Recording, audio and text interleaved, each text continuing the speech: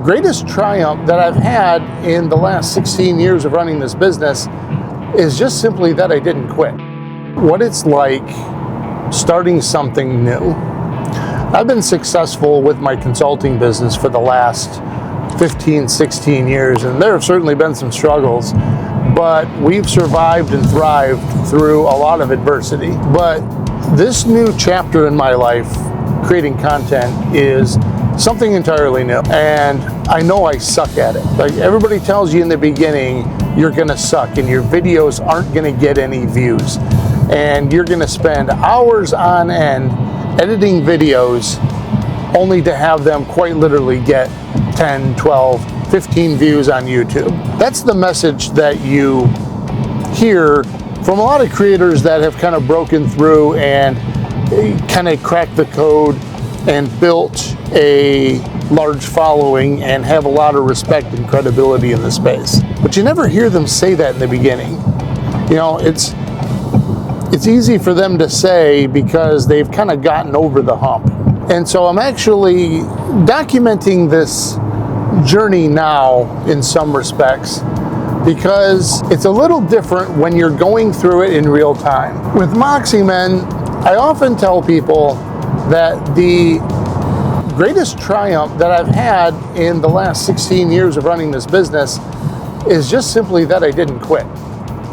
I've had plenty of opportunities to quit, certainly crossed my mind a time or three, especially tempting in the early days when I was offered a couple of six-figure positions. Even more recently, a few years ago, I had a larger agency reach out because they wanted to acquire our services.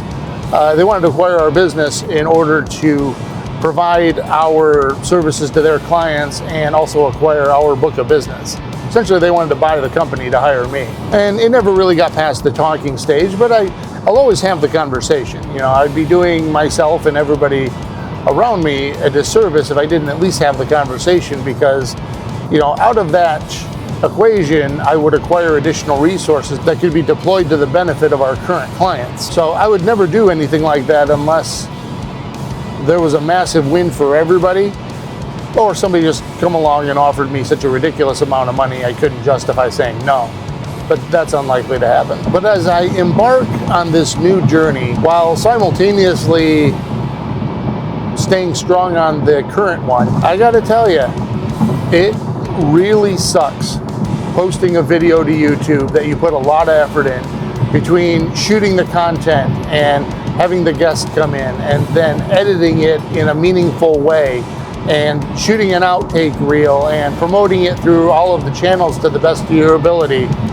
And then 24 hours later, the YouTube algorithm has shown it exactly 0 time. This is normal. This is just part of the process. I haven't earned it yet. I have no credibility when it comes to the algorithms. There's no reason for them to trust me. That's just gonna come with time. And it's gonna come with consistent effort.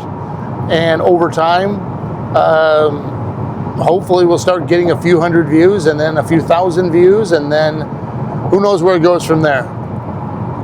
But the point is, I'm not quitting, and as much as it sucks to, you know, not have success early, that actually might be a good thing.